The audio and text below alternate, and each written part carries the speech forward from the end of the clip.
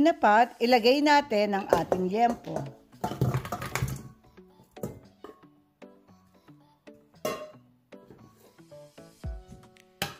I-add na rin natin ang ating tomato at ang ating onion.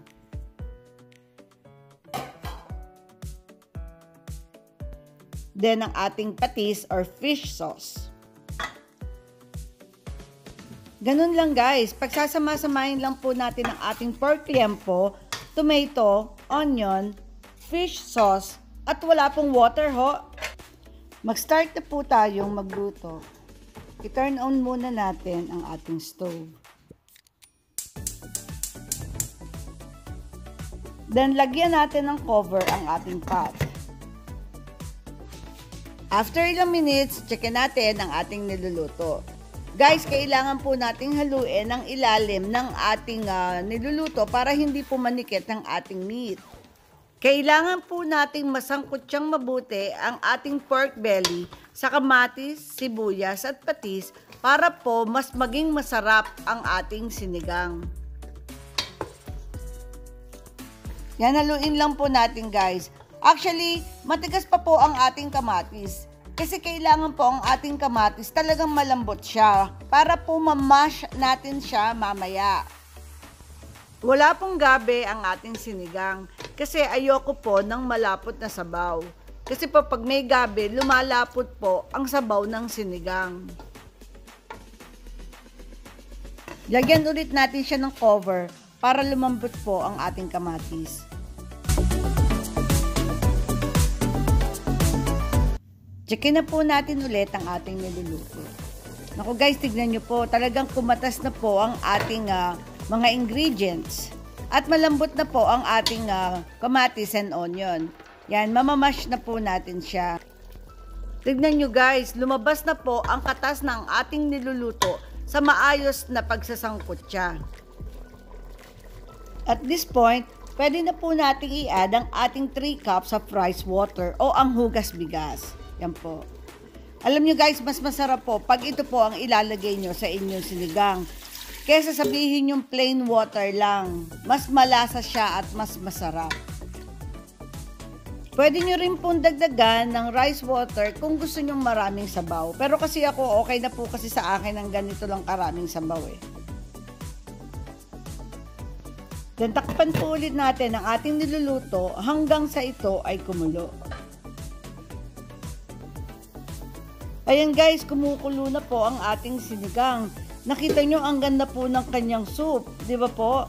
So ngayon, hihinaan po natin ang ating apoy sa slow fire hanggang sa ito ay lumambot. Kailangan po nating palambutin ang ating meat.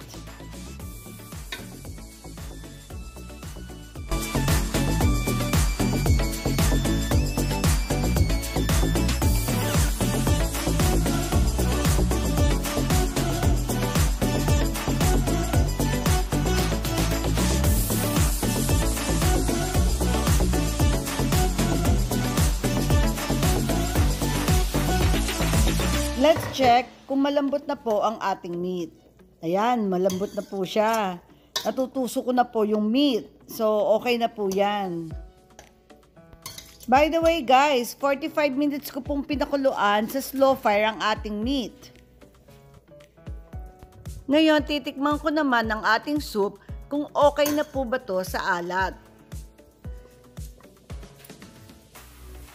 Medyo matabang po ang ating soup. Kaya dinagdagan ko siya ng 1 teaspoon salt para po maging perfect po yung alat ng ating sinigang.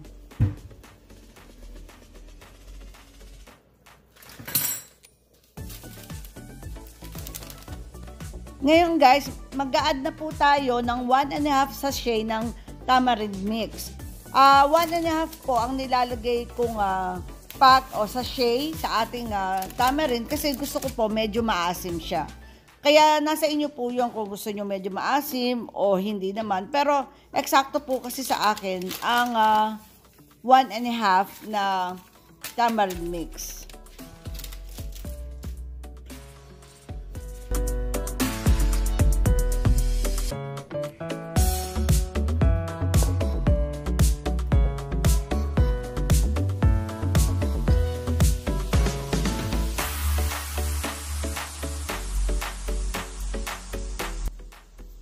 Ngayon guys, itikman ko po ang lasa ng ating sinigang.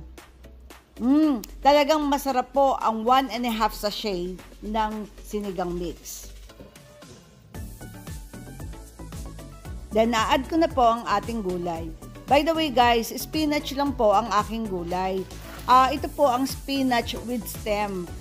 Hindi po ito yung pang salad, pero pwede nyo rin pong gamitin yung pang salad kung wala naman po kayong makitang may stem. Wala po kasi kangkong dito sa lugar namin. Yun naman pong okra, meron nga po, pero madalang po kaming makakita ngayon kasi malamig nga ang panahon ngayon dito sa amin. Kaya ito na lang nilagay ko, spinach. Masarap naman po ito at masustansya pa.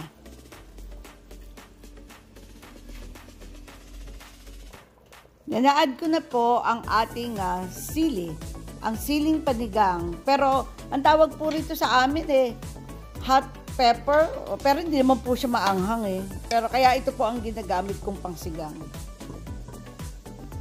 Ayan guys, luto na po ang ating sinigang na liempo. Tatakpan ko lang po ito at turn off ko na ang stove. At yung pong ating gulay, maluluto na po yun sa steam ng ating sinigang.